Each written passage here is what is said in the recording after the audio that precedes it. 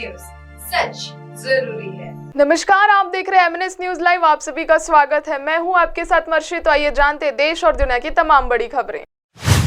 मोदी बोले, घमंडिया गठबंधन सनातन को समाप्त करना चाहते हैं। बिना में कहा गांधी के आखिरी शब्द, हे राम, वे जीवन भर सनातन के पक्ष में रहे।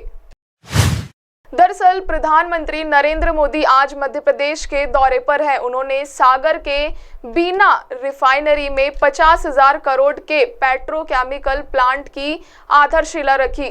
रिफाइनरी से 3 किलोमीटर दूर हड़कम खाती गांव से सभा को संबोधित करते हुए कहा कि घमंडिया गठबंधन सनातन को समाप्त करना चाह रहा है। गांधी जी के आखिरी शब्द थे, हे राम, वे जीवन भर सनातन के पक्ष में रहे। सभा स्थल से ही मोदी ने 1800 करोड़ के इंडस्ट्रियल प्रोजेक्ट्स का वर्चुअली शिलान्यास किया है। इनमें नर्मदापुरम के ऊर्जा एवं नवीनीकरण ऊर्जा उत्पादन प्रक्षेत्र आईटी पार्क 3 व 4, Indore mega industrial park, Ratlam 6 industrial park, Shajapur, Mauganj, Agra, Malwa और शामिल है। प्रधानमंत्री का मध्य प्रदेश में 6 महीने में यह 6वां दौरा है। 12 अगस्त को उन्होंने सागर आकर संत रविदास मंदिर की आधारशिला रखी थी। केंद्रीय पेट्रोलियम एवं प्राकृतिक गैस मंत्री हरदीप सिंह पुरी ने 2014 से पहले भारत में 45% परिवार को गैस सिलेंडर नहीं मिलता था, लाइन लगानी पड़ती थी। आज देश में 32 करोड़ गैस सिलेंडर के कनेक्शन है। विकसित देशों में कच्चे तेल के पेट्रोल डीजल का दाम 30 से 50% बढ़ा है। पड़ोसी देशों में 60 से 70% तक दाम बढ़े हैं। पीएम मोदी ने यहां ऐसे कदम उठाए कि पेट्रोल का दाम 5%, डीजल का दाम 0.2% कम हुआ है। रुक करते हैं एक और खबर का। चुनाव आयुक्त चुनने में पीएम की राय सबसे भारी होगी। विशेष सत्र में प्रस्तावित विधेयक पास हुआ तो क्या क्या बदला जाएगा।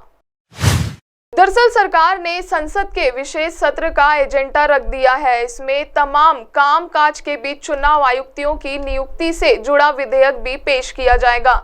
ये विधेयक पारित होने के बाद चुनाव आयुक्तों की नियुक्ति प्रधानमंत्री की अध्यक्षता वाली 3 सदस्यीय कमेटी करेगी। इसमें लोकसभा में नेता प्रतिपक्ष और एक नामित कैबिनेट मंत्री शामिल होंगे। कैबिनेट मंत्री का नाम प्रधानमंत्री तय करेंगे। इस बिल पर राज्यसभा में 10 अगस्त 2023 को चर्चा हुई थी। कांग्रेस, आम आदमी पार्टी सहित अन्य विपक्षी दलों ने इसका विरोध करते हुए कहा कि सरकार सुप्रीम कोर्ट के आदेश के खिलाफ बिल लाकर उसे कमजोर कर रही है।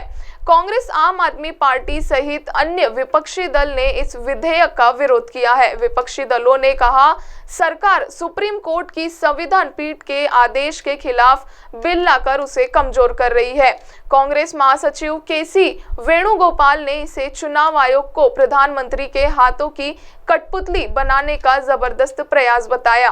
वेणुगोपाल ने कहा कि प्रधानमंत्री को पक्षपाती चुनाव आयुक्त नियुक्त करने की जरूरत क्यों महसूस होती है। यह एक संवैधानिक, मनमाना और अनुचित विधेयक है। हम हर मंच पर इसका विरोध करेंगे। दिल्ली के सीएम और आप नेता अरविंद केजरीवाल ने ट्वीट में कहा कि प्रधानमंत्री जी देश के सुप्रीम कोर्ट को नहीं मानते। उनका संदेश साफ है कि सुप्रीम कोर्ट का जो आदेश उन्हें पसंद नहीं आएगा, वो संसद में कानून लाकर उसे पलट देंगे। अगर पीएम खुलेआम सुप्रीम कोर्ट को नहीं मानते तो ये बेहद खतरनाक स्थिति है। नजर डालते हैं एक और खबर पर। नेताओं ने कहा ट्रेन भरकर लड़कियां लाएंगे, जो पसंद आए शादी कर लेना। उम्र 50 पार हो गई, हम इंतजार ही करते रहे।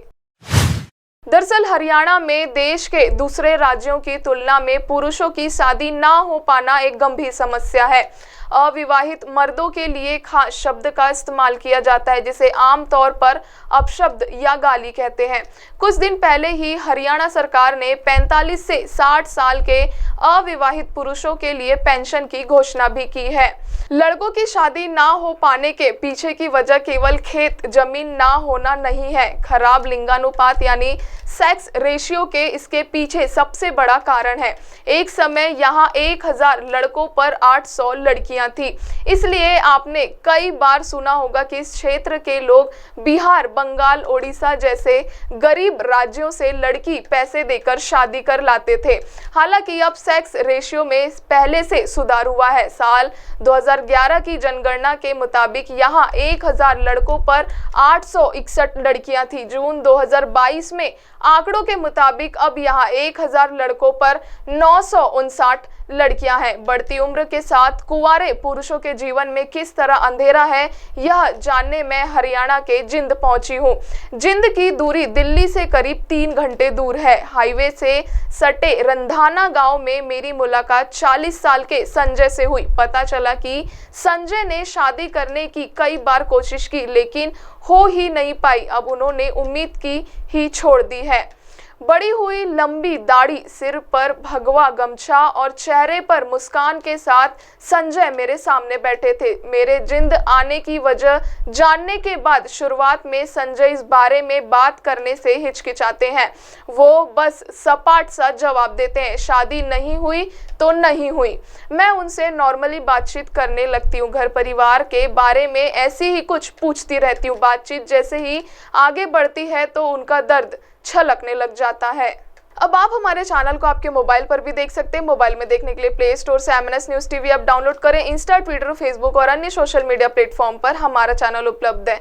आप हमारे चैनल को लाइव भी देख सकते हैं www.mnsnewstv.com पर। फिलहाल वक्त हो चुका है एक ब्रेक का। ब्रेक से लौटने के बाद देखेंगे देश और दुनिया की तमाम बड़ी खबरें। नमस्कार।